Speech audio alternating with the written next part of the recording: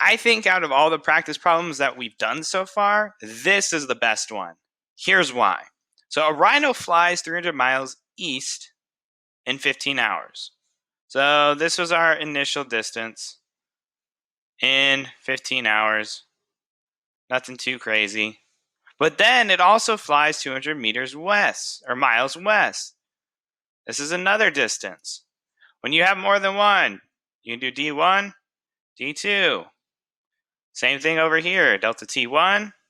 So I'll just write T2. I don't want to have to write the delta all the time. All right, so D1 is equal to 300 miles east.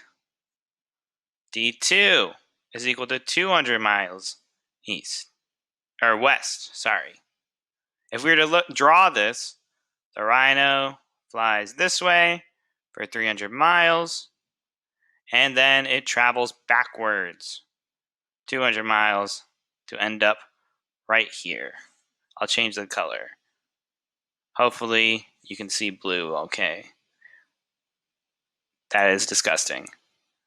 So this distance from this point to this point, starting to final, would actually be our displacement. And we'll get into that in a sec.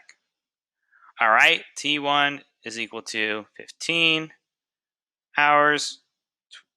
D2 is equal to 12 hours. Our unknowns, same thing as before.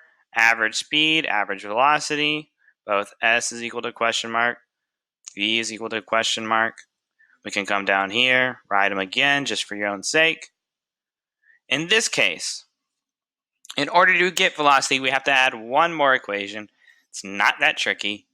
All we gotta do is do our normal S, d divided by t, our normal velocity, which is displacement divided by t, and displacement would be, in this case, df, which would be d2,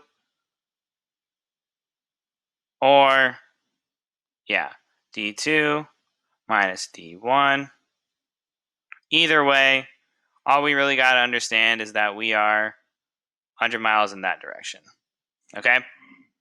So the difference between those two distances, we will do our substitution. Total time traveled would be both times added together. So that would be 27 hours. If you don't write that, I'm not going to care about that. If you get 27, you understood how you got that. All right. The substitution for speed would be total distance covered. So that would be equal to 300 plus 200 divided by 27. Our total displacement and our velocity would look like this. We can define one of these two directions. So we know north, south, east is this way, west is that way. We can define one of them as positive or negative. Okay? In this case, let's just define east as positive, west as negative. Down here, another way to think about it, if you don't want to do initial minus final, whatever, right? We can do our total distances, but this time we worry about direction.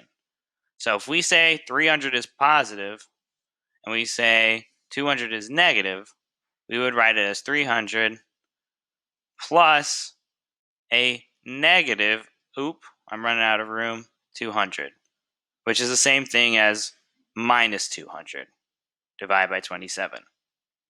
So our V is 100 divided by 27, which is much less. 100 divided by 27 is 3.7.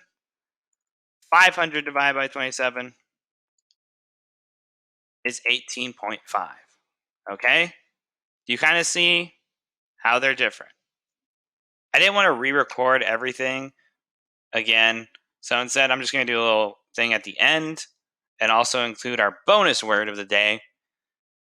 The reason I say initial minus final is a little different in this case, just because I think errors can occur, where I was just saying total displacement is the total distance, but you worry about direction, right?